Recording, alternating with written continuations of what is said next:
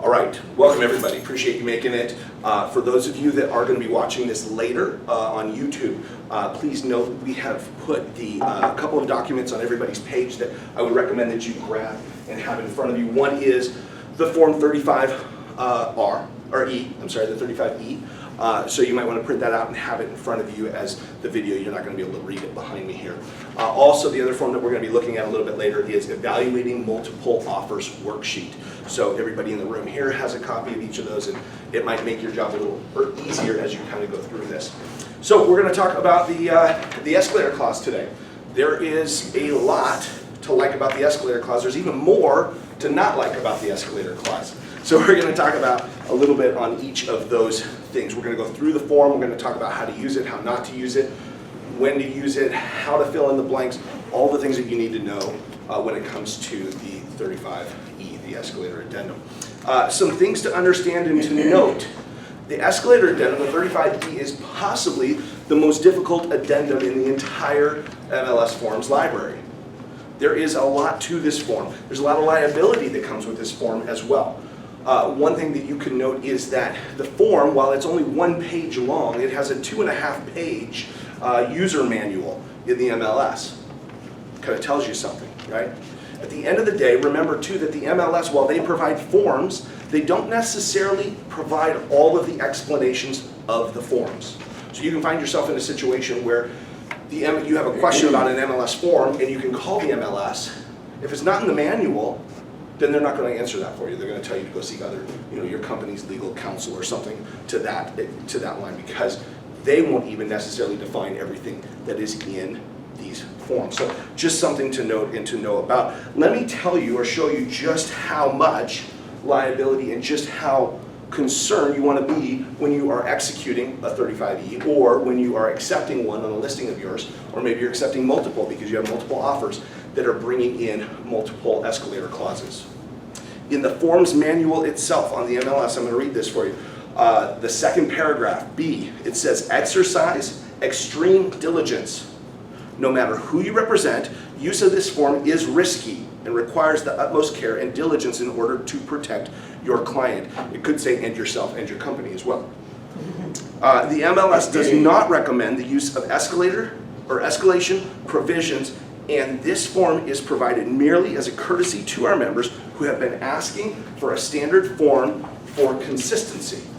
Does that give you the feeling of confidence in this form? If it does, let's talk after, because it shouldn't, right? It shouldn't. This is telling you something. It's saying, hey, we don't even recommend you use this form. We're just providing it because you've asked for it.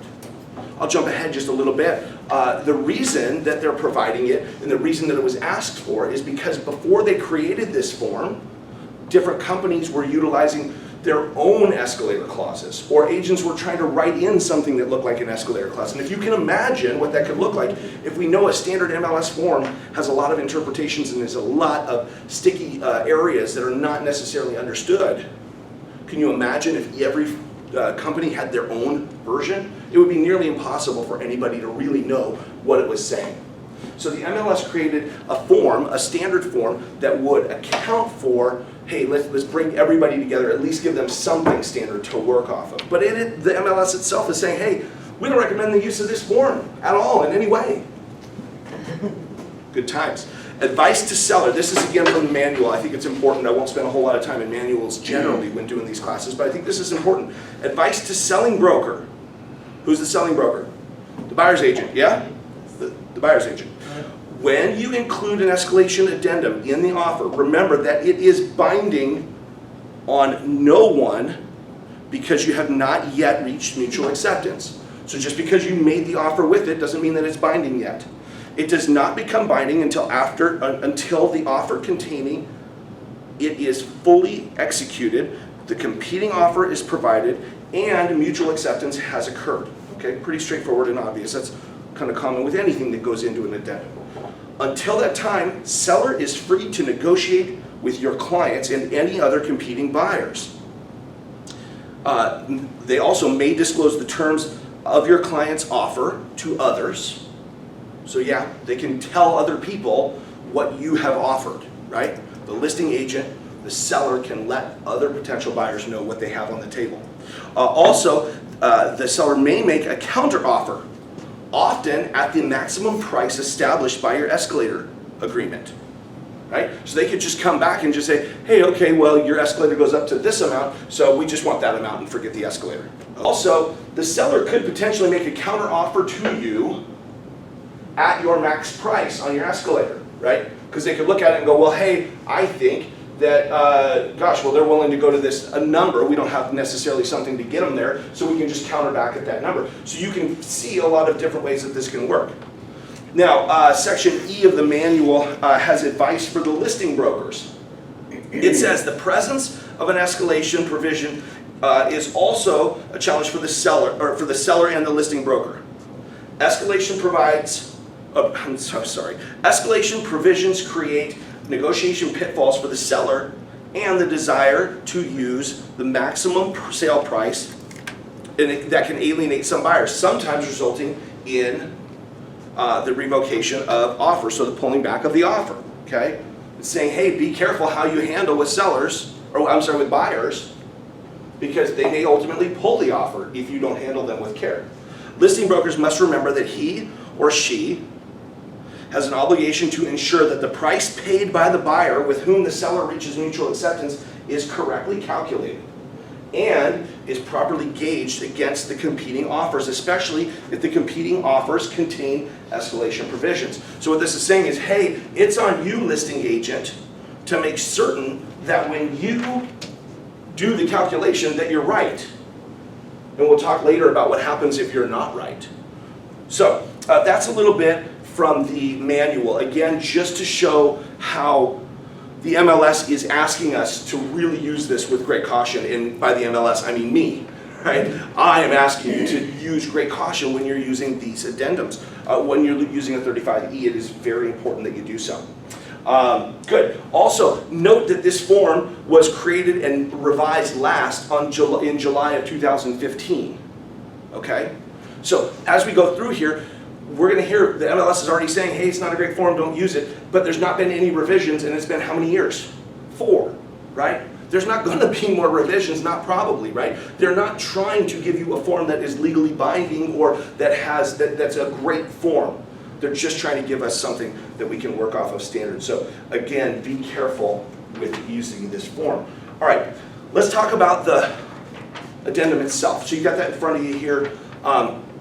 Let's go through the escalation addendum and see, well, what does it say? Okay, what does it actually say? Of course, just like any other addendum, you've got the date and the buyer and the seller's names and the address. So we'll start at the top where it says, notice to buyer.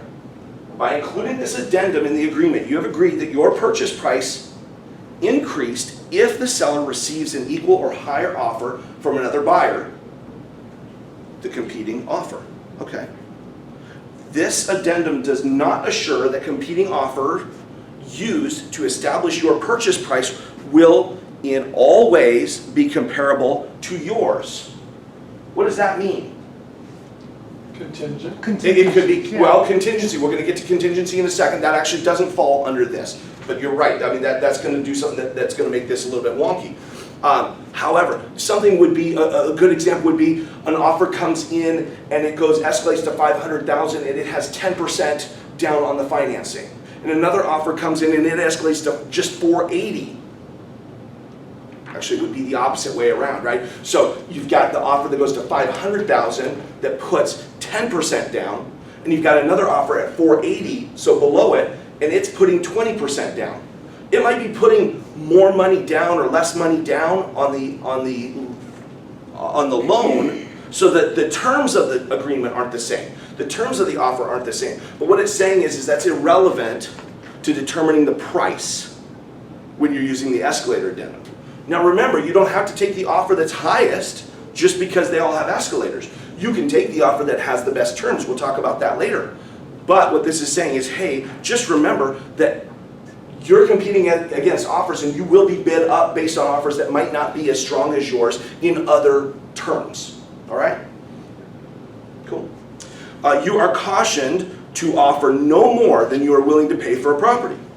You are further advised that the seller or selling broker may disclose the terms of your offer, including this addendum, to others, like we talked about earlier, right? They can share all of this information with other agents.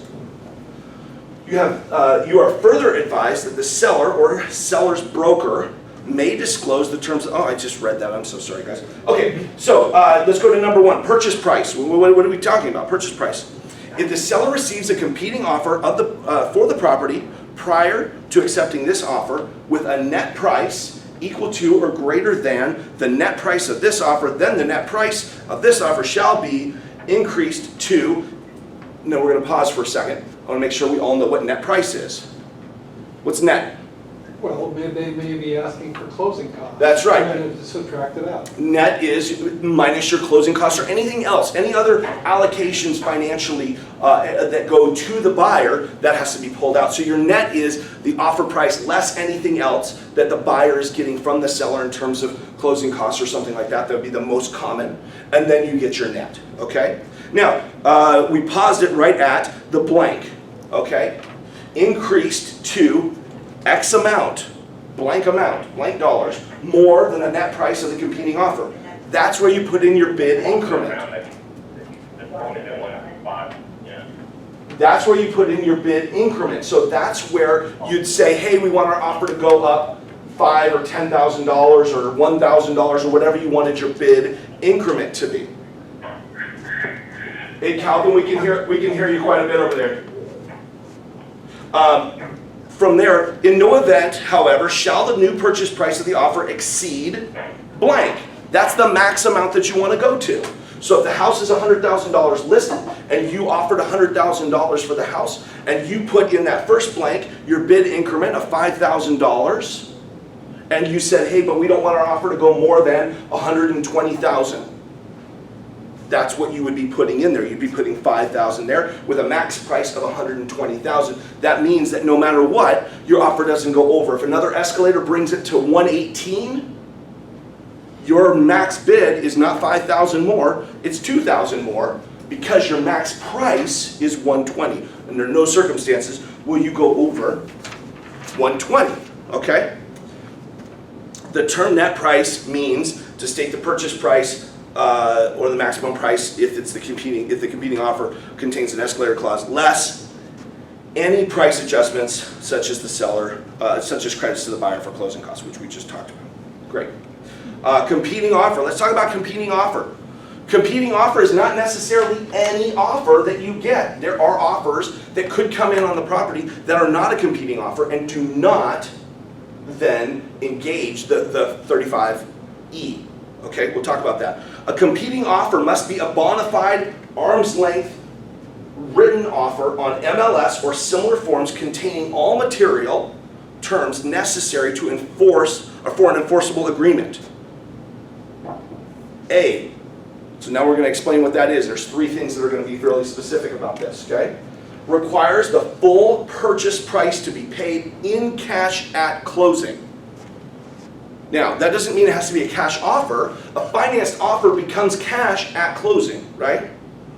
Because the lender will send the money to the escrow, and then escrow will disperse that to the seller. That is a cash offer at closing. But what might not be a cash offer at closing? If the seller is maybe doing seller financing, would that be the same? No, it wouldn't. And so in that case, it would not put your 35E into place. It wouldn't kick it in, right? Your offer would ultimately, if there were only two offers, yours had a 35, the other was seller finance, it would mean that your 35E would not be used at all in the transaction, okay? B is provides for closing no later than, and then it's blank, but the default is 60 days from the date of the offer, all right? So the offer can't be for it to be comparable or for it to be used to escalate your offer. It can't be 90 days, 120 days, some extended closing or unknown closing. Okay? Well, wait a minute. It says provides for closing no later than, but you can fill it in. So what if you put 90 days? Sure. You could fill it in. That would be fine. So that would be you as the buyer saying, hey, seller, we'll go ahead and still compete with another offer if you get one that is 150 days. Oh, this went back here, is 120 day, or up to 120 days instead of 60 days. You could do that. But in that case, then they couldn't take an offer of 180 days would then not be a bona fide a transaction that would enact the use of your 35E. Okay? Good question. And then the third thing is not contingent on the sale of the buyer's property, i.e. no MLS Form 22B or equivalent. So, a traditional contingent offer where the seller says, hey, we'll buy it at this amount, but we have to put our house on the market and sell it, or our house is on the market but we don't have a buyer yet. That would be a contingent offer that would require a 22B. That again would not be something that you could utilize in order to engage someone's Form 35. But their house could be pending. We'll talk about that right now. You're right, absolutely. A competing offer may include other conditions, such as the buyer's pending sale of property contingency. That's a 22Q, so that's what you were just talking about, Steve. Subject to the successful close. So when would you use that form? We are actually going to talk about that form in a future class. But that form is what you would use if you were already on the market and you had an offer that was mutually accepted. It doesn't have to be past inspection or appraisal or those things. You just have to have a mutually accepted contract to then make your offer subject to the successful sale, which would be a 22Q, like you were talking about there. Okay, so number 3, let's go to number 3. Seller's acceptance. Seller's escalation of this offer shall not be effective unless it's accompanied by a complete copy of any competing offer used to escalate the purchase price, including any escalation provision. So what is this saying? They have to provide you with the material. Absolutely. So if you're utilizing a Form 35E, the escalator, to bring somebody from one price up to a higher price, that's fine. But when you sign off on that, you have to show proof to the buyer that you selected that you had an offer that made you go up to that price. And you can't change anything. We're going to talk about that. So you have to send the whole thing, every page, including the escalator. You can't just send the escalator, you can't just send page 1. The whole offer has to go over to the new buyer, and you may not redact anything. All of the information must remain intact. That includes the buyer of the offer that put you up, the buyer's contact information, the other agent's contact information. Everything must stay on there when you send it over. That is an MLS rule. It's right here on the form. You are agreeing when you send in an offer. You're agreeing with your utilizing this form to that. Okay? Why do they do that? Why do I have to send? Why would I send somebody, the buyer that we're going to work with, another buyer's contact information? Well, in case there's contingencies, or there may be something else in the contract. In case there's contingencies or something else in the contract? Okay, maybe, but the biggest reason is to be able to prove that in fact there is another offer, that other offer is viable and is reasonable. Okay, that those people really did make an offer of that much. Right? That those people really do exist. For those of you that have been in the business for any length of time and have used these forms, your buyers will ask you at some point, how do I know that the offer that I'm competing with is even a real offer? Okay? Now I usually will tell my clients, well, because what's the commission on an extra $5,000 or $10,000? It's not much, but what's the risk to the agent, right? I mean, now you're talking about fraud. We're talking about lawsuits, we're talking about loss of license, we're talking about all kinds of big bad things. There's really not incentive for the agent to do that. But this is a built-in buffer, right? This is a built-in way to have a little bit of security for that buyer to feel comfortable if they want to do that. Do people do it often? No, they don't do it often. Can they? Absolutely. Absolutely. Okay, number 4, the last portion of this. New purchase price worksheet. The following formula is provided to assist the parties in calculating the new purchase price. I'm going to tell you right now, and we're going to watch Andy talk about it in a minute, we're not ultimately going to use this. but I'm going to tell you what it is because it's on the form, okay? The worksheet can only be completed when the purchase price of the competing offer is known clearly. You can't escalate an offer if you don't know the purchase price of a competing offer. Makes sense? The accuracy or completeness of the calculation shall not render this agreement unenforceable, and to the extent that the following calculations are inconsistent with the escalation provisions above, the escalation provisions shall control. Anybody play poker in here? If you play poker with some of your friends, generally in a house, the house rule is often that the cards call themselves, right? Whatever the person has, whatever is in their hand, is what it is. If they don't realize that they have the best hand, it doesn't matter. Everybody on the table is going to point to it and say, that's the best hand, even though he didn't know it, okay? It's the same here, in that you can put the wrong numbers in there. You can think that your seller is getting X amount, and you can put it in there, and you can have your seller sign off and say, okay, cool, I got $500,000 for this house, right? That I offered, that I was listed for $400,000. Woohoo! Okay, but at any time in the future, if someone else comes back and does the calculations and realizes, hey, no, you're actually only getting $450 because you escalated it incorrectly, it doesn't matter at what point it is found out. The cards call themselves. What was written and what you have will ultimately win out. That's going to put you in a pretty bad spot if you're the listing agent, yeah? Agreed? Because if you tell your client that they got more and then you went back later and you figured out, well, no, we didn't. And maybe there was another escalator that actually went higher, or there were other opportunities to get this one up to that 500 mark that they were willing to go anyway, right? You're going to be in a pretty bad spot with your clients. But you have to know and understand, even if you get it wrong, it will self-correct at any time in the future, and it is not voidable because you, the agent, made a mistake. So if you do make a mistake, are you covered by errors and omissions, or is it just on your guy? Oh, that is a good question, and I will refer you to our lawyer for that. Yes. Good. All right, so really briefly, we're going to go through the things that are below. This is the worksheet that they are giving you to be able to work off of to determine where, if you take all of the offers you get and you figure out which is the next highest to this one, you will fill in the competing offer, the purchase price of that competing offer. You'll put in any credits is the next line. You'll put in the competing offer net purchase price.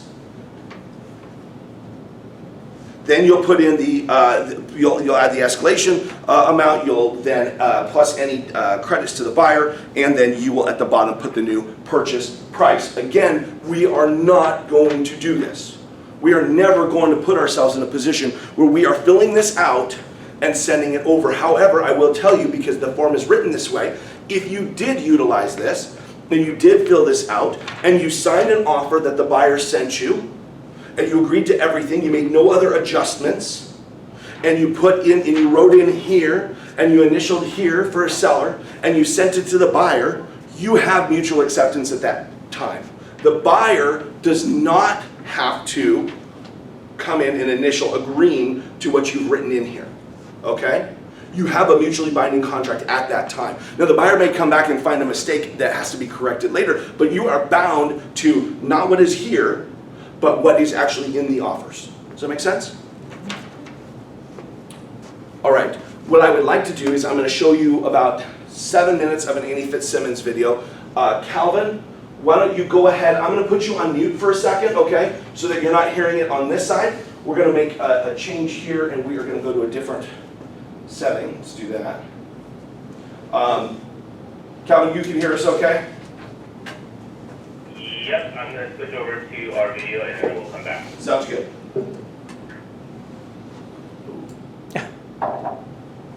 He can't hear us, but we can still hear him, can't we? We're going to hear it in the background. Oh, maybe he put us on mute. Okay, let's go here.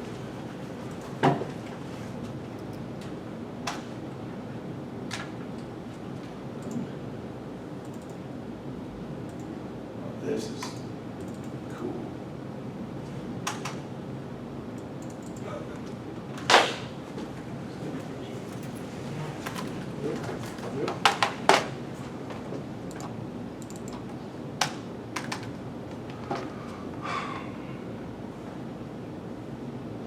don't know. There we go.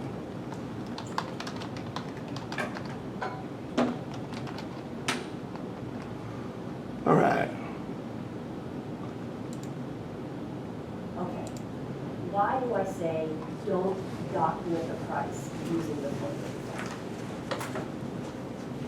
If you read the boilerplate language of Form 35E, it says that if the listing broker makes an error in calculating the price, the purchase price of the property using Form 35E, and recall that on Form 35E, on the bottom half of the page, there's a set of blank lines and some instructions where the listing broker is expected to do a calculation between the competing offers and then reach the purchase price of the escalated purchase price. The boilerplate language says that if there is an error in those calculations, then the parties agree, seller agrees, that even if the purchase price represented on the face of Form 35E is wrong, then seller agrees that the purchase and sale agreement is still binding, and the actual purchase price at the closing table will be what the purchase price should have been, regardless of what listing agent calculated it to be. So if listing broker misses by $20,000 because listing broker doesn't know how to calculate the number based on competing offers, and let me tell you, it is not an easy calculation. There are lots of questions about what are the incentives that you include, what don't you include, how do you, let's say you've got escalation addendums in the competing offer, you've got multiple competing offers, you've got multiple escalation addenda, how do you calculate that number? When I do this in classes and I give brokers a set of numbers to use, without exception, when I ask for which buyer won the bid and what's the purchase price, there's never agreement as to which buyer won. And when we do settle on one of the buyers, the actual purchase price based on broker calculations in the class they range sometimes by $100,000 in their calculations. But the boilerplate language says when seller signs Form 35E, seller agrees to what the price should have been if the price was calculated correctly, regardless of what listing broker's calculation says. So seller finds themselves at the closing table with a price different than what they thought it was going to be. Well, they agreed to that when they signed the Form 35E. Bigger issue even than that. The Form 35E says that buyer's offer can only be escalated, buyer's purchase price can only be escalated by a bona fide, arm's length, yada yada transaction. There's a set of parameters in the Form 35E that describe what the competing offer has to be. And if the competing offer doesn't meet all of that criteria, then the escalation of the purchase price was invalid. And if the escalation of the purchase price is invalid, but the agreement says we still have a binding agreement, then what do you think that means the purchase price will be if the escalation was invalid? It means that it would be buyer's original offer price. So take this scenario, which has happened more than once. Listing broker and seller escalate the offer, and then seller signs the Form 35E, and everything gets shipped over to the buyer and the buyer's broker, and buyer does a happy dance because they got the property. And then as buyer and buyer's broker are scouring the competing offer to make sure the calculation was done correctly, they realize that the competing offer actually expired the day before. So when seller escalated buyer's offer and actually accepted buyer's escalated offer by making delivery to the buyer's broker, on the day that the delivery was made and the competing offer was provided, the competing offer was expired. So you tell me, is an expired offer a bona fide offer? It's a question that lawyers could certainly argue in the courtroom, but your goal as a listing broker is to avoid getting your seller into a courtroom. So let's not answer that question. Let's instead answer the question of how do you avoid getting your seller into the courtroom? Because if your seller accepts that offer and then it turns out that the competing offer is not a bona fide offer, and then the calculation goes back to whatever the buyer's original offer price was. All right. We prevent that scenario by doing the following. First of all, listing broker, seller, you do your calculations. on the Form 35E, and you figure out what you believe the buyer's escalated price should be.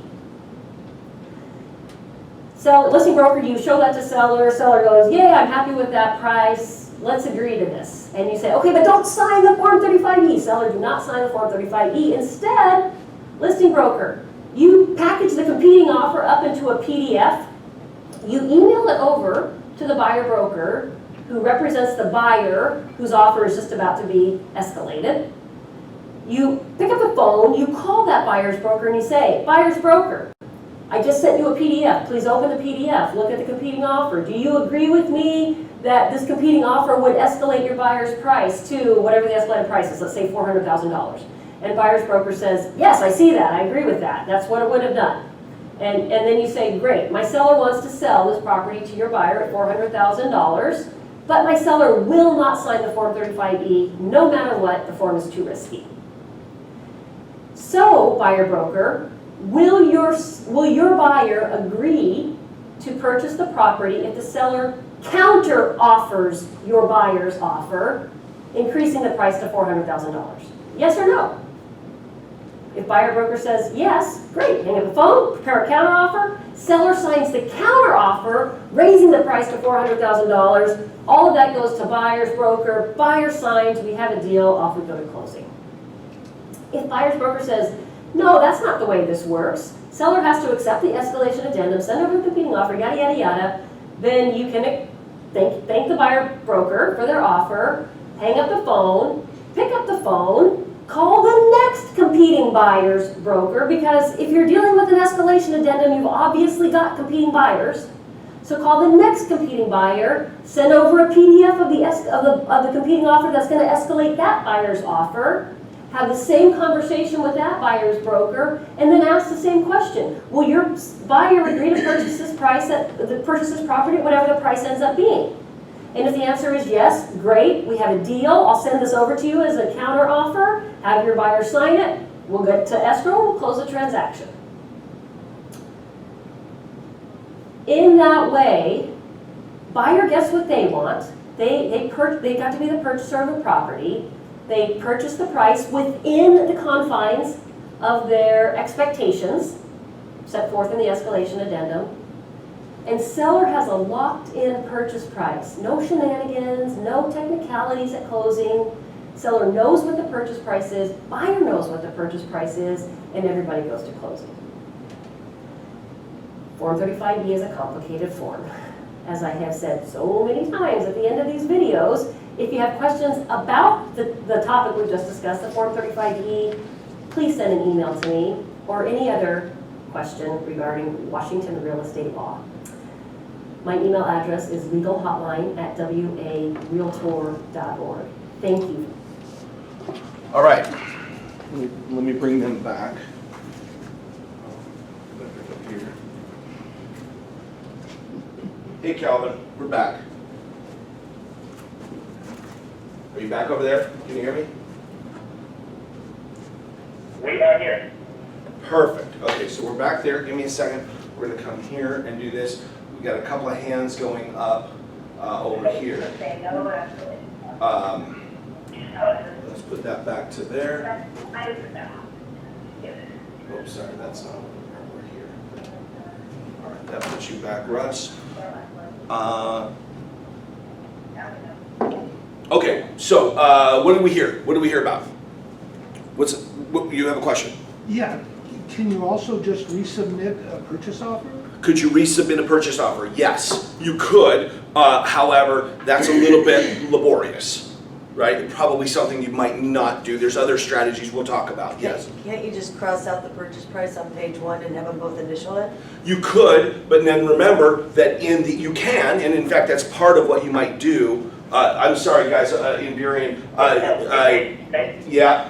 When you have people asking questions, can you repeat it? I will do that. The first question is, can't you just, as a seller, can't you just write a counter offer and send it back, like just counter them and make a new offer basically back? And I said that's pretty laborious. Susie asked, well, can't you just change the price on the purchase price on the first page of the purchase and sale agreement? You can, but there's more that needs to be done. than that. Because if you just do that, well, the 35E is on the addenda line on the first page of the purchase and sale agreement, and so it is part of the purchase and sale agreement. You want to eliminate it completely. You can't So, cross that out. so you would want to cross it off of the addenda line, and you'd also want to cross it off the form itself. Well, actually, you wouldn't have to cross the form off itself if you cross off the addenda line and initial there, because it itself is removing it, and you as the seller never signed the 35E. Okay? The point of the video, really what she's saying is, well, she's saying a couple of things, right? The name of the video is, don't use the sheet, the worksheet at the bottom of the page, because this has all kinds of issues, right? But the theme is, hey, you really want to get the 35E out of a contract, right? You really don't want this form in there once you've come to mutual agreement. You also are doing your seller a great service if you are making a determination of what you think you're seeing from all the escalators, and then you pick up the phone and have a phone conversation, not a text, not an email, an actual conversation with the other agent saying, hey, I sent you an email with the escalator of the other offer and in all the terms. I think this is what it says. Do you agree that this is what it says? Yes. Do you agree that then your buyer would be purchasing at this price? Are you comfortable with that? Because that's what we see. Yeah, that's what we see. Great. Then make the changes, then send it over and let them initial that, right, as the counter offer, just like Annie said. Ultimately, we're just trying to find ways to effectively and in an easy manner eliminate this form while we still have to use it, right? We still have to use this form. There are times that this form is absolutely necessary. So let's get into that. When would you use this form? Why do we even use a 35E?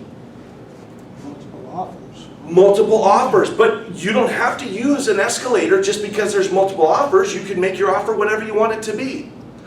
The escalator, of course, the obvious answer is it protects your clients from paying significantly more than the next price offer, right? So if a house is $500,000 and there's 4 offers and they're all around $510,000 and your client's willing to go to $600,000, it protects them from just throwing a $600 or $600,000 price on it and paying $90,000 over everybody else. So it kind of protects them a little bit, right? In that way. It can also hurt your clients, but that's how you'll use it. We'll talk about how it can hurt your clients in a minute. When do you not use this form? What would be the times you don't want to use a 35E? Maybe you find out that you're the only game in town. Maybe you find out you're the only game in town. That's exactly right.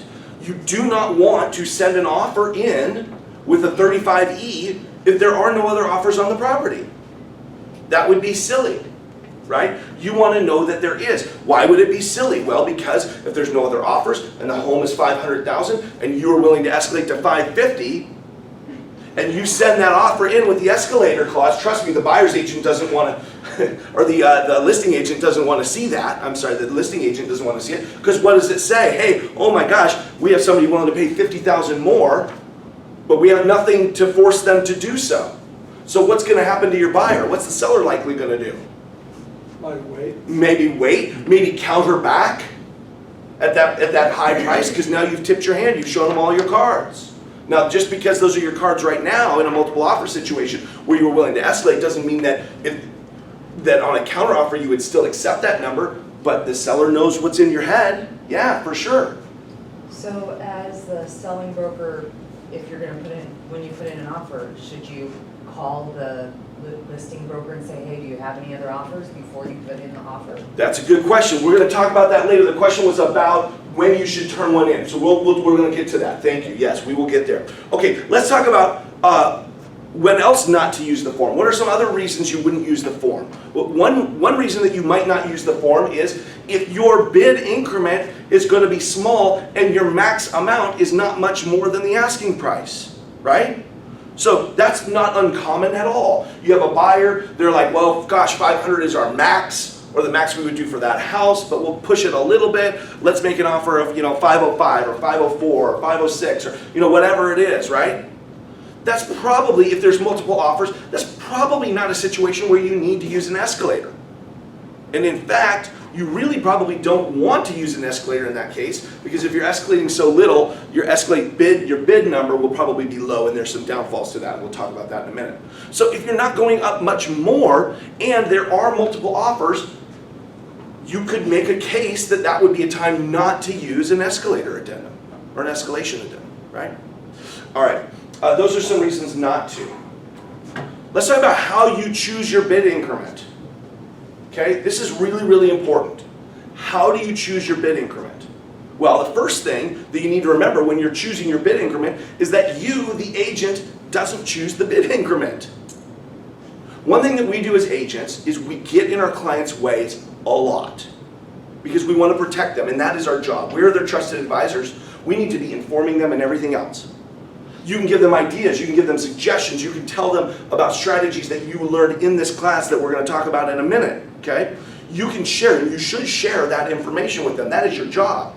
But it is not your job to determine what the bid increment will be. Even when your client is asking you, well, what would you do? What should I do? You can tell them what you would do, but you cannot tell them what to do, right? A lot of times, this actually can hurt us, and it hurts our clients, because a lot of times, our clients actually would do more, especially with a purchase price. And we may say, oh gosh, I don't see anything that supports going above $500,000 for this house. There's just no way. There's nothing else out there. Has anybody ever bought something for more than it was really worth because they wanted it? When is that house going to become available again? Sure, there might be another one like it, but not that one. Sometimes we purchase things at more than they're worth, even when we know that they're not worth as much, because we want it, because that's the one we want. And a lot of times we can stifle that for our buyers, which really ultimately can mean that we can stifle their enjoyment or happiness in the house that they purchase. Because you told them don't go over $500,000 for that house, and then they end up buying another house later that they didn't like nearly as much. Now that's their choice, but it's imperative that we don't get in their way. We inform, we advise, we support, we protect them in a lot of ways, but we let buyers make their own decisions. So ultimately, it's going to be their decision how much they're going to put for a bid increment. But what are some things that you can tell them about bid increments? What happens if a bid increment is $1,000? Anybody seen a bid increment at $1,000? Sure, of course. If the house is $500,000 and somebody's willing to go up to $520,000, but they're only willing to go up in $1,000 increments, well, that means that the next offer could come in at what, like, $510,000, and that makes them only $511,000. Well, is $1,000 enough to make a seller go to take that offer? Maybe, if all the other terms are the same and they like that offer and they feel comfortable with the buyer's agency, the firm that they're with or the agent they're using, whatever, sure, if they're the better one with other terms. But what if they're not? What if they're 10% down, the other people are 20% down? What if they're 20% down, the other people are 50% down? Right? What if one has an inspection contingency? What if one doesn't? What if one's inspection contingency is 3 days, the other one is 7 days? $1,000 doesn't go a long ways. It's not going to buy you much grace when a seller is determining all of the facets of an offer, right? So $1,000, in my estimation, is pretty inconsequential. Also, what's $1,000 on a mortgage? Virtually nothing, right? So my recommendations to my buyers are going to be sound something like, look, at the end of the day, we want to make sure that we are separating ourselves from everybody else, right? And $1,000 or $2,000 probably doesn't do that, especially if our terms aren't as good as others and we won't know what the others' terms are. So we need to financially beat them, and we need to beat them in a meaningful way. We don't need to crush them and make it, exaggerated, but we do need to beat them. So depending on the price of the house and the market and how many offers, that escalator might be $5,000. That might be the lowest that I would recommend my clients do, is $5,000. It might be $10,000. It might be $20,000. If it's $1 million property, who knows how bad they want it. They might be $25,000, $30,000 in bid increments, okay? They might do different things based on the situation, right? At the end of the day, it's our job to advise them at the benefits and the negatives to each of those. What's the negative of doing a bid increment at $30,000? You may overpay. You may have overpaid by quite a bit, that's the one. The other one is it could impact the appraisal, right? If we're way over everybody else by, let's say, $30,000, let's say it's a $300,000 house, that could affect the appraisal negatively in the future, okay? However, you can't really worry about that because I hear agents all the time talk about, well, gosh, it's never going to appraise. We didn't take that offer. I've heard this. We didn't take that offer because I didn't think it would appraise for that. That's dangerous and like, that's wrong. It's just wrong. We don't know what the appraisers will or won't do. We can't deal with that until we get there. We have houses all the time that we think will appraise no problem, and sometimes they do. We have houses all the time that we think, gosh, I can't imagine how that's going to appraise because I don't see comps to support it. And it does. You can't get into the game of deciding what appraisers are and aren't going to do. You need to deal with the offers and the money as it is, right? So making an offer $30,000 high, we'll worry about the appraisal later, right? Get the house if that's what you want to do. Get the house, right? So that's how you're determining a bid price. How are you determining the top price that you're willing to pay for a house? How does a buyer determine how high they want to go? One, how much the lender's gonna give them. Yeah, maybe it depends on how much the lender's going to give them. What else? Their study of the market, Their study of the they market, perceive the value. their study of the market, their perceived value of the market. Maybe you've done a CMA also for them, right? They're like, hey, I don't know, what's it worth? Well, I'll do a market analysis and I'll tell you what I think that it's worth. And again, what I think it's worth isn't necessarily the top dollar you should spend. Anybody bought a house in the last 5 years? You bought a house 5 years ago for $500,000. Let's stick with that number for a second. You bought it 5 years ago for $500,000. Gosh, the CMA really showed it wasn't worth more than $4.25. Let's say $475. You paid $25,000 too much 5 years ago. Are you feeling that today? Is that $25,000 a negative to you today, 5 years later? No, the house prices have gone up. Now, if they've gone down, would that be a negative? Yeah, right? Yeah, of course. Do we all take risks? Sure. Who's been to a casino lately, right? I mean, come on. So people take risk, and that's okay. That's their prerogative to do, so long as you are their trusted advisor and you are giving them all of the correct information to the best of your ability.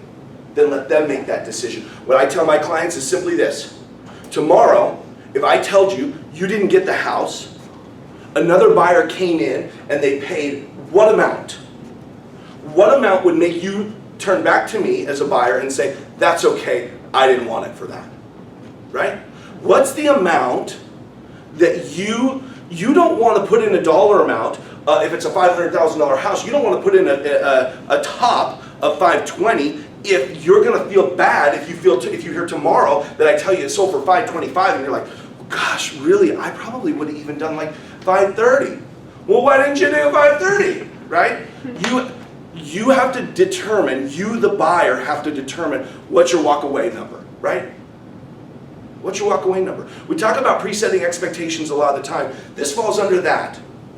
In that, I like to tell my clients every time, who likes to be in a bidding war? Nobody, right? This is a term that has come out of nowhere. It's relatively new from all the before the bubble, right? When everything was going crazy and there was these bidding wars, right? And everybody was talking bidding war, bidding war. Well, buyers don't want to be in bidding wars. That's not a comfortable place to be. So preset the expectations with your buyers if you think there's going to be multiple offers on a property, and tell them, I don't let my clients get involved with bidding wars. We will not get in a bidding war on this property. Now, we may use an escalator. We may offer more than the purchase price, but we're going to make our determination. We're going to decide what we're going to do based on what we are comfortable with. That's it, that's all. We're not going to go into this back and forth. Now, ultimately, are you going into a back and forth? Yeah, if you're using an escalator, that's kind of what it's doing. But you're doing it on your terms, and you're bringing the buyer's anxiety down, right? You're making them feel like I'm in control. In a bidding war, are they in control? No, they're not in control. Everyone else is in control, not your buyer, right? And they are kind of getting battered. Whether they win or they lose, they still lose, right? But in an offer where they submit an offer that they're comfortable with without thinking or worrying about everybody else, they win whether they win or they lose, right? You turn the perception, you turn what's really happening for those people. Yeah, But they feel good either way, that way. there you go. There you go, they do, they feel good either way, yes. Shouldn't they call their lender and just say, hey, what's my price gonna, or my payment gonna be at this, what's gonna be at this, what's gonna, Yeah. so then they're not afraid of what that means. So Susie said, hey, should they talk to their lender about what they're gonna pay at each increment? And the answer to that is yes. There's gonna be cases where absolutely they should do that, yes. There will be cases where they don't need to do that. They already know they're well below what they can really afford, or whatever it is. So case by case, yeah, absolutely.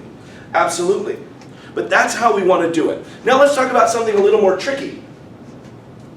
Has anybody heard of or participated in making an offer that allows for a variable amount of either the increment of the escalator or the final purchase price of the escalator? What am I talking about? I'm talking about the idea of saying, hey, seller, my offer as the buyer will increase at a rate of $5,000 over the next highest if the offer that I'm competing with is financed, because I'm financed. But if the next highest offer to mine is cash, I will escalate $10,000 or $20,000 over that cash offer. This is something that we saw when things were getting really wild a couple of years ago. We're still seeing multiple offers, so this is still things that can happen. Because what you're trying to eliminate in that case is what? You're trying to say, hey, we don't think we need to beat the pants off of another financed offer because we're really good. We're 20% down. We waived our inspection, we waived our financing, we waived everything and anything, whatever it is, right? But we know that our $5,000 bid increment against another financed offer might not look quite as good against a cash offer, right? So because a cash offer, they just go right to closing. There's no other contingencies, there's nothing. So we want to say, hey, if the next highest offer to us is cash, if we're only behind a cash offer or competing with a cash offer, then we will escalate $20,000 a pop. Right? Because we want to get way over that cash offer to really make that seller think to themselves, do I really want to take a finance offer for much more money, or the cash offer that has maybe a little bit less issues, or not issues, but contingencies or things that could pop up, right? But then I lose $20,000, that's a lot of money, right? If you want to do something like this, there's a couple of ways that you can do it, okay? The first way you can do it, that I have seen it done. The first way is just to make your offer, the escalator offer exactly as it would on anything else, the 5,000 increment, and assume you're against financing. And then not only put a cover letter that goes with your offer, maybe the email, right, the body of the email, but you'll also call the other agent and say, you'll write this out, but then you'll also call the agent and say, so it's not going to go in the contract, it's not going to be in writing, but you will call the other agent and say, I just want to verbally make sure you understand what we're trying to do. This is our offer, this is our escalator, but if the other offer that we are competing with is cash, we will increase our bid amount. Or, like I said at the beginning of this little portion, or the purchase price will go up even further on the purchase price, or both, whatever your buyer would do against a cash offer. Does that make sense? It gives you an opportunity to negotiate for a situation that you don't know if it will happen or not. I have also seen it where people have written it into the contract on a Form 34. Not as big a fan of that, because I don't really like putting stuff in writing, legal stuff in writing, when you don't have to. Remember, when you're negotiating on a 35E, a lot of it, because you want to take that 35E out of the contract, a lot of it is going to be verbally. Right? If we do this right, there's going to be some talk back and forth. So there's the opportunity to make adjustments later. Steve? That's what I was going to say, because you got to be careful how much you write, because you're not an attorney. That's right. And I think I have seen it before where they've added that verbiage. If the other competing offer is all cash, we will increase 50,000 instead of 25. Yes, so Steve seen it on says, this too. yeah, so Steve says, agrees, we have to be careful. He also says he has seen in contracts where they've done this. Now remember, if they write it on the 35E, does it have to be really great legalese? No, because at the end of the day, you're gonna take that out completely anyway. It's, the 35E is a conduit of conversation. Unless it's signed. Unless it's signed by all parties, then it's a legal document that is a mess, right? That we don't want to be engaging in. So we are going to use it as a conduit of communication, right? That's what we're using this for. So good. That's how you are going to go in and have opportunities to have a variable amount. Yes. What's the chance of another broker from Windermere or wherever saying, this is how we do it, we're not going with your thing of just crossing it off, we want to use this form? I mean, is everybody getting on the same page? Susie says, is everybody on the same page? Does everybody know we don't want to use this form? What happens if another brand, she named a company I'm not familiar with, but if somebody else said, hey, can you, we don't do it this way, we use this form. And just like Annie said in the video, then go to the next person or explain it. No, guys, we know right off the bat, is everybody on board with everything that's going on with the MLS or what's best practices? Of course not. We have all kinds of agents that don't have any education whatsoever, have no support whatsoever, so they don't necessarily know. So you may have to explain some of this as you go. But to a seller, if you say, okay, here's your offers, and we don't want to use this form, but it will escalate up to this, so I'm going to call the other broker and see if we can get this taken care of, and they say no, isn't the seller going to go, then why do you guys have a form? And why am I just leaving $20,000 on the table because you're telling me you don't want to be involved in this? And then you're just going to have a conversation and work through it. You're just going to have that conversation, work through it. If you want to do what's best for your client and what is best for your seller, just like Andy said, is to get that 35E out of the contract, then you're just going to have to take the time to slowly go through it. And that's why you want to take the class, and that's why you want to understand the form, right? So that you can have those conversations and speak in a way that you can help your client. We can talk later about that exact, I don't have time to go into that Can we exact show our scenario. seller that video, that Annie fits in the Sure, video? you can show the video, absolutely. Okay. Yeah, absolutely. And we can talk about this further and talk about a scenario and work through that. I'm happy to do that after the class. Okay, so there's some notes that I've got here. I know we're going to go a little late today. I'm sorry, guys. When you give a max price, just a reminder, when you give a max price, you are telling the seller that you're willing to pay that, right? So at the end of the day, they could come back to you and say, well, gosh, I'm not good with that, right? I want to come back at the higher amount because they've said that they'll pay that. Okay, we've talked about that before, but what I do want to point out, and the reason we're bringing it back up is, what are the ramifications for doing that? You get one offer, and it has an escalator, and it goes, the list price is $500, it goes to $550. Or you get 3 offers, and they all have bid increments of $5,000, and they're all right around $500,000, and you have this other offer at $550. What is to keep the seller from coming back and countering at $550 and just saying, hey buyer, I know you're willing to pay it. Neener, you showed your cards, I was looking. You didn't have to look hard, you showed them, right? What's to keep the seller from doing that? Nothing. There is something to keep the seller, nothing except there is. Okay, there's actually a couple of things. One, remember in the contract itself, in the form itself, it talks about how, hey, if you deal with somebody in bad faith, they may just go away completely, tell you to go pound sand, right? They may say, you know what, forget you guys, and you might lose a great situation. Okay, that's natural consequences, right? Let's talk about something that's not so natural consequences. If the seller does that and sends a counter offer back, okay, and the buyer says, no, we're not going to do that. Well, what do we have? Let's take the other offers out of the equation for a minute. What do we have? We have a buyer that made a good faith, full price offer with reasonable terms. Let's assume with reasonable terms at full price, and the seller didn't take it.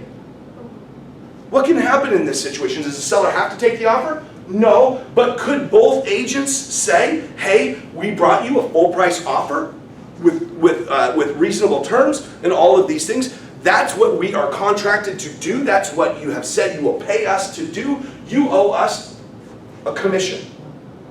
That would be a very reasonable thing for an agent to say in that situation, and the seller could very reasonably find themselves in a position where they need to pay a commission.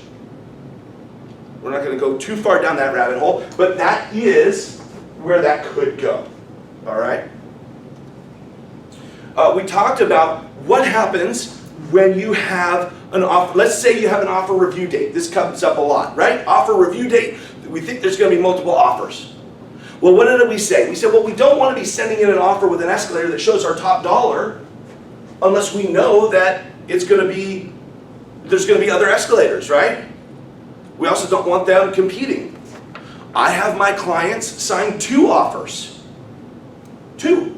I have them sign an offer that doesn't have an escalator, that's at full price, or even maybe less. If there's no other offers, then guess what? Now we don't even want to offer full price. So we have one offer. If there's no other offers, then we have the escalator offer, right? And we continue to monitor the situation up until the review date and time, and we continue to be in contact with the listing agent, and we ask them, do you have other offers in hand? Are they physically in hand? And at the time that they tell us that they have it, we trust that, we believe them to be good, upstanding agents, and then I will send the offer over, right? But if they get all the way to the review date in time, and they don't have any other offers, then I have the second offer to turn in that doesn't have an escalator, right? Again, remember, the listing agents will love you for this because the listing agent does not want to see something with a huge escalator, right? If there's no other competing offers. It just makes life really, really messy, right? There's all kinds of difficult conversations. It's explaining all these things, trying to help the seller understand that there's liability in this for them. All of those things, it makes it very difficult. So I'm going to have 2 offers, yes. Can you, when you're writing the offer and send it over, just don't send the 35E, don't put it on the front page, and then in your conversations with the listing agent near the end of the time, if you discover there's more offers at that time, send it then. Absolutely. Absolutely. You could send your offer that doesn't have an escalator, and when you find out that there's more, you could say, hey, forget that offer, here's a new one, right? And you would already have it because you had the folks sign it all at the same time, so you have 2 offers. And do you need to have the whole offer at that time, or can you just add the escalator? Well, you could add the escalator, you could do some pulling in and out. Yeah, you could, yeah. So when you do, like the way you're doing it, you do 2 offers, you have them already, really, it's only the front page of the purchase and sale that's different, right? Because it's got the price and it's got the escalator addendum on it. Yes. So really, you're only adding. It could be the difference of changing just the first page and excluding or including the 35E. Right. Yes, it could be. It could be different because, again, you may have different terms for different situations. You might waive your inspection contingency if there's multiple offers. You might not waive your inspection contingency if there is not. You might waive different things, so there may be different terms based on the offer that you want to make. Yeah, Steve? Your situation, $500,000 offer. Some guy goes to $550,000 and he's the only offer. And the seller says, I want $550,000. And he might say, I'm gonna wait for a couple days to see if something else comes in. Even though it's gonna expire, he doesn't have to respond to that guy. That's accurate. So Steve says, hey, in that case where you've got this 500 and it goes up to 550, but there's no other offers, the seller does not have to respond. However, I would contest that buyer's agent, if that deal never comes together, could definitely make a case and argue that he's owed a commission, he or she is owed a commission. If it was cash, you'd have a real case, but if it was financing, you still have that final approval. Okay, so Steve is saying if it's cash, for sure you'd have the case. If it's financed, you still kind of have a term. But what I will tell you is that there is a lot of argument that would be a reasonable expectation of a full price offer, and that you could still make the argument. And again, it ends up going to court. You know, it becomes a fiasco for sure. But it's a fiasco we don't want to get involved in. That's when they want to send you a full-blown pre-approval, not just a pre-call letter, because that doesn't mean anything. But absolutely, It has to be a pre-approval. you would want a full pre-approval. You'd want to make sure it was underwritten. You'd call the agent, the lender, of course. Yes, exactly. All right, let's talk about one last scenario, and then I want to talk about how to assess these. And again, I'm sorry, guys, this has gone a lot longer than I thought it would. It is a difficult form. There is a lot in here. The other thing that I just want to point out as far as strategy of using this form is simply this. Because you don't know as a buyer's agent if you're going to be competing with cash offers. There are some things that you can do to put yourself in a better position to win a multiple offer situation by using the escalator. One of those things that you can do is if the house is $500,000 and you know you're willing to go $550,000, let's say, then maybe instead of starting your offer at $500,000, maybe you start it at $520,000 or $530,000. Now, why would you start at such a high number? Well, because it guarantees that you eliminate or at least put a big buffer between you and any cash offers that come in at or near full price, which is not uncommon, right? Cash offers sometimes go, well, I'm cash, so, right? Every offer is cash at the end. We talked about that, right? So, yeah, cash offer is better than finance. Sure, of course, generally speaking, right? Without, you know, in a vacuum it is. But if they come in at full price and you've already started your bidding or your offer at, you know, $20,000, $30,000 more, you have that buffer and that can protect you. So that is a strategy that you can definitely use. Okay? Let's take a look at how to actually assess these offers when they come in. We're going to take a brief look. We're going to look at two offers. We're going to determine which one is better, financially only. Okay? Then we're going to do a third offer, and then we're going to do a fourth offer. Okay? Let's turn the video around. I don't know if we're using this at all anymore, but here we go if we are. And then you want to do that? All right. So back here we have two examples. Over here we have offer price, concessions, escalator increment, and escalator price limit, right? Pretty straightforward, yeah? Concessions are closing costs, things like that, right? So in offer number one, we're working off of a list price of $200,000, okay? $200,000 listing. Great house in West Seattle. Not anymore. $200,000. The first offer is $200,000. Here, maybe if I stand back, everybody can see a little bit better. First offer is $200,000, no concessions, an escalator increment of $5,000, and they escalate to a top of $213,000. Can you guys see that okay in Burien? Maybe. That's a negative. That's a negative. Okay, try to follow me on the numbers. I'm sorry, guys. What I will do is I'll do a worksheet for you and hand it out in Burien when I'm there next. Okay? Offer number two is $195,000. Okay, so it starts lower than the ask price. It's at 0 concessions. It has an escalator increment of $2,000 up to $220,000. So, what are we going to do? How do we figure out where we're going here? Which is the better offer financially? This one starts lower, this one starts higher. This one ends higher, this one ends lower. Is that all we have to do to determine which one we're going to go with? Not necessarily. Not necessarily. Now in this one we know it goes up $5,000 increments, right? So this is going to be the one that goes fastest, but we know that it maxes out at $213,000. This one we know maxes out at $220,000. There's no concessions to factor in. So we know that we can take this offer and we can max it out, and then this offer becomes how much? $2,000 higher than this one, right? Because this number, this final number, is the highest, right? Yep. So who wins this offer situation? Two. Number two. And how much does number two pay? $215,000. $215,000. Okay? $215,000. Okay. Now, that's what they pay, and they win if it's just those two offers. Okay. But we don't have just those two offers now. We have a third offer. Yeah? We got a third offer. Now, in this third offer, they offered the full price. They asked no concessions. They have an escalator increment of $10,000, and they're willing to go to $250,000. What happens? They're at 225. Well, we know, now we're going to come back and we're going to go, well, this one here is no longer viable, right? I mean, it's not, we don't really have to compete with it because this is the one that has the higher amount. None of them have concessions, right? So we already know that this one beats this one. And it's gonna beat it again if there's 3, right? It beats it every time. So we can eliminate this one completely. So now we have to deal with these 2 here, right?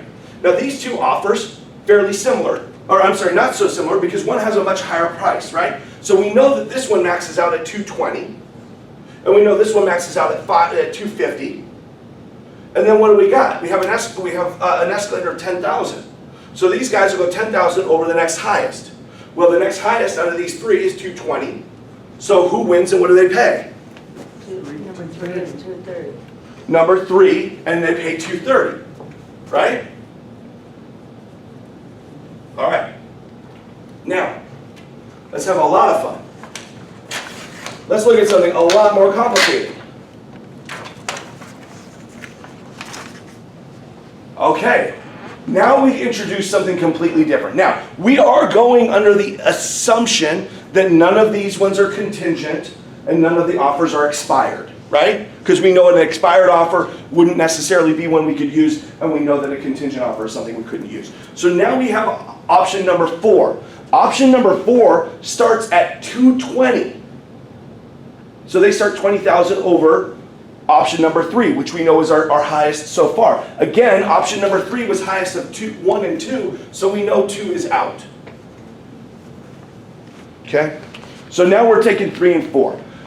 Number 4 starts at 220, but number 4 does something that the other offers didn't do. They're asking for $10,000 in seller concessions. They're saying, hey, we want money back for closing costs. But we're starting at 220, so we're padding in, right, some of those closing costs. They're also then saying, hey, we're willing to go up in bid increments of 5,000. Number 3 was willing to go up in bid increments of how much? 10,000. Number 3 is willing to go up to 550. Number 4 is willing to go up to, to 250. Number 4 is willing to go up to 270.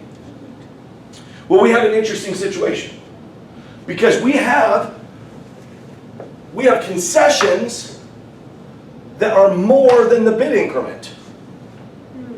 Well, what's going to happen here? Let's watch. Let's play this out.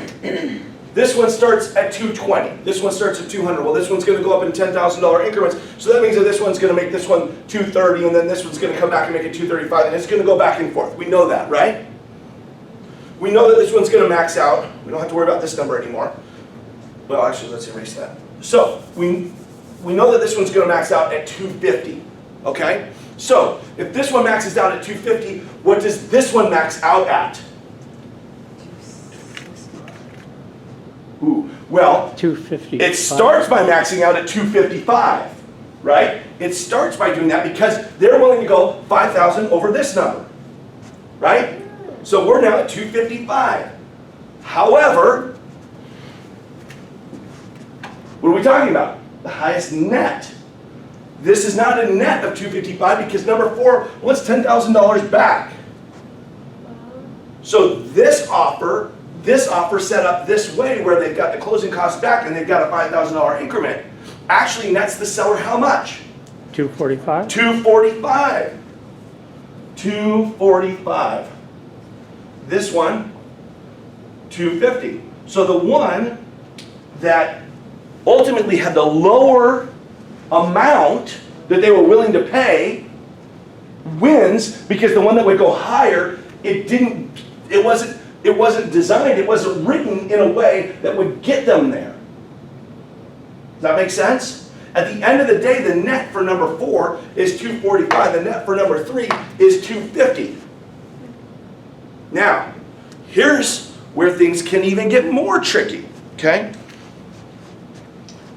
Is that it? Are we done? No. Does number 3 win? Let's say number 3 and number 4 had identical terms.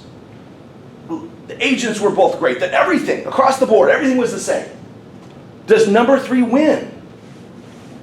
I see some no's. Why doesn't number 3 win? Because you go back to it. Because you go back. Because you go back.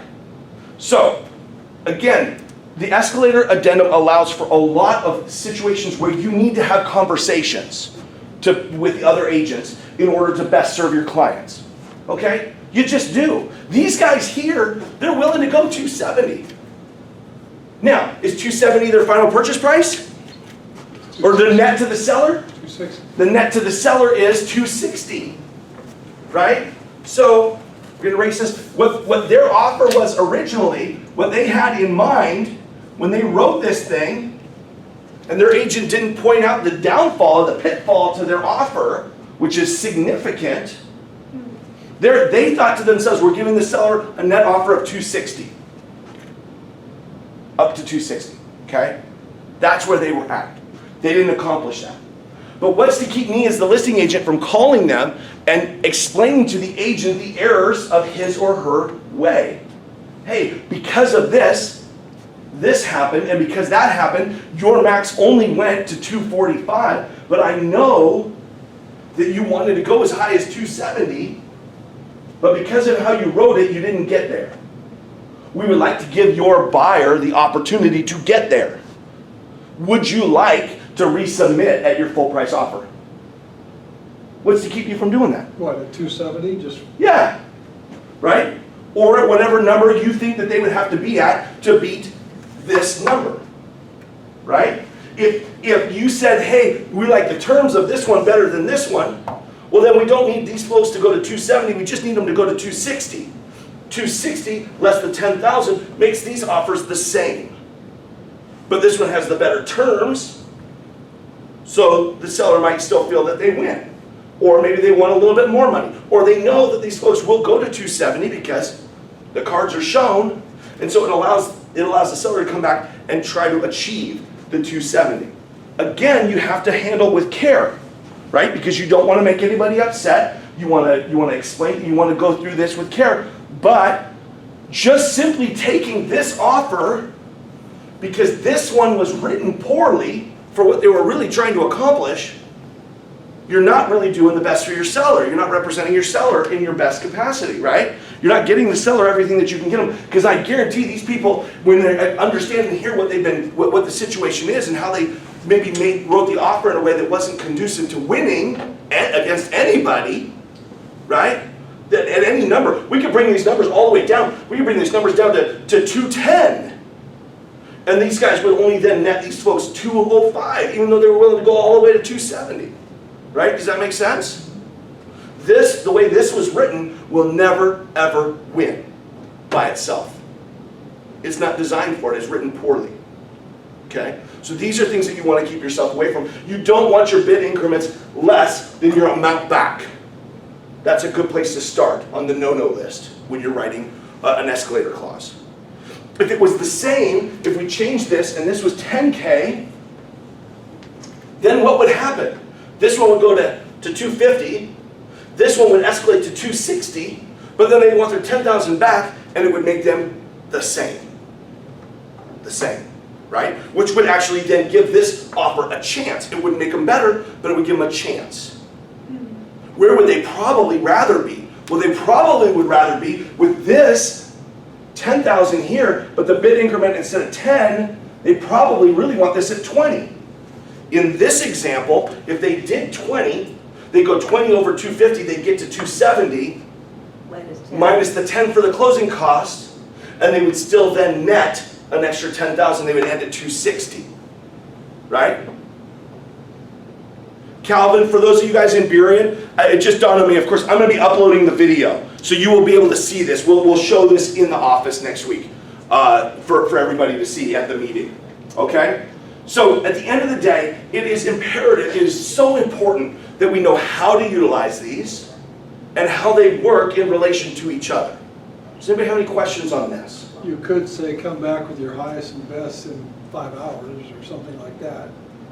That's a good point. So Steve says you could come back with your high, you could go back to everybody and say, hey, look, it's a mess. I don't know, guys, I don't know, or I don't even want to try, or I would try, but I don't need to because I think that this is the right strategy for me at this time. And you could go back to everybody and say, look, we got a lot of offers, there's a lot of escalation things going on. Just come back and give us your highest and best by the end of the day, or by tomorrow, or in 2 days from now, or whatever it is. Again, remember, when you do that, as an agent on the buyer side, what is your response? You might walk. An agent. Yeah. An agent on the buyer side probably is going to be frustrated by this. Yeah. And if they're not a very good agent, they will probably then project that disappointment and frustration onto their client.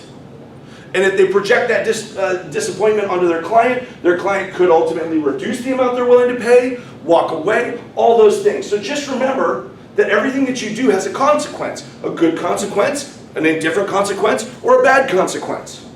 And it could be different for different people, and you will never know. So at times that could be the right strategy. There's times that it couldn't, and you might not know. At the end of the day, though, to do what Steve is saying, to go back and say, hey, I want highest and best, you can't do that as an agent by yourself. You can only do that as advised by your clients. Right? You know the two lower ones are out, can you call the other ones? Just say you're gonna have to beat 250, so come back with your highest. Susie says, could you just go back to the lowest ones? No, the better offers. The better offers. Could you just go back to the better offer and say, hey, you gotta come up to match this one? Doesn't matter in this example, right? Ultimately what you're saying is, could you go to the ones that are under the highest one and say, hey, you gotta come back. You gotta come up if you want it. Can you do that? Yes, if advised by your client to do so. Of course, you would explain to your client what you were thinking about doing and ask them, would you like me to do this? And then they could say yes or no. They need to take on that risk, not you. Again, if you do that, if you go back, what are some consequences? If you go back, let's say there's 3 offers, one's higher than the rest, you go back to the other 2, and you say, hey, you gotta come up. What's a consequence that could happen for doing that? It might walk. The first one could walk. Yeah. The first one could say, well, what are you taking so long? Right? What's going on? You know what? Forget you guys. We know you're shopping our offer. That's baloney. Whatever. They could walk. They could reduce their offer. They could do anything they want. There are always, always, always consequences. There's consequences to adding time, for there to be more time before something happens. There's consequences to just about every scenario that has to do with the Form 35E, including huge consequences, like we said before, with having your bid increment lower than your concessions if you have that situation. Or huge consequences if your bid increment is so low that it's inconsequential when put in perspective with the other terms of the agreement, right? So there are things that you can do that have very significant consequences in both a positive but mostly negative ways, yeah. If the seller pushes too hard and tries to get offer number 4, he might wind up with 220 minus 10. He might wind up with a 210 if everyone else is fed up and backs out. Absolutely. Like Bruce said, I mean, yeah, you could, as a seller, you could find yourself in a situation, it would probably be abnormal, but has it happened? No doubt about it, it's happened, right? You could find yourself in a situation where, yeah, you were gonna get this or this, either one, and all of a sudden, you got none of that, and you're all the way down here at 215 as your net. How you feeling as the agent? How you feeling as the seller? How you feeling as the agent and the seller in the same room? Right? So, at the end of the day, everything matters. Time is of the essence, and you need to factor in multiple things that could be a part of what you're dealing with. Multiple things that could happen or stem from what you're doing here. I think you have to tell the seller too, if they think you're kind of playing games with them, that can be a real problem if you continue it and drag it out. I've had a couple sellers do that, and furious agents. Yeah, no, you're absolutely right. You're absolutely right. It can definitely do that. I would like to end just on this. In front of you here, and in Berrien, I believe you have the Evaluating Multiple Offers worksheet. I just want to point this out because I want to tell you where this can be found. This is on the BHHS NW Center. You can leave it right there, Bruce. That's just fine. On the BHHS NW Center, okay? You log into that. On the left-hand side, there is a spot that says Transaction Forms. You'll click on Transaction Forms, and then you'll scroll down. The Transaction Forms will come up in the middle of the page. It'll be a scroll area in the meat of the page, right in the middle. And you'll scroll down to the heading of Other, and it's under that. You'll click on Evaluating Multiple Offers. This multiple offer worksheet has 5 spots, so if you had 10 offers or 7 offers, you're going to need 2 pages. and it gives you the opportunity to write in the name of the company and the agent and contact information. A lot of us don't necessarily do that. The biggest reason for this is just to help kind of keep everything straight as we're looking at multiple offers. So you've got the offer price and the escalator increment and the final purchase price, all the things here, but then you also have things like, well, when's the closing date? That could matter. How much is the earnest money? If one offer has 2,000 earnest money and one offer has 10,000 earnest money, and the one with 2,000 earnest money is only $1,000 more, a few thousand more, maybe that's not enough to overcome something like earnest money or down payment or number of days for the financing or the lender that they're using, because you're like, I don't really like that big box bank very much, right? But I do feel more comfortable with this other lender or whatever it is. There are several things on here that help you kind of assess which offer is better.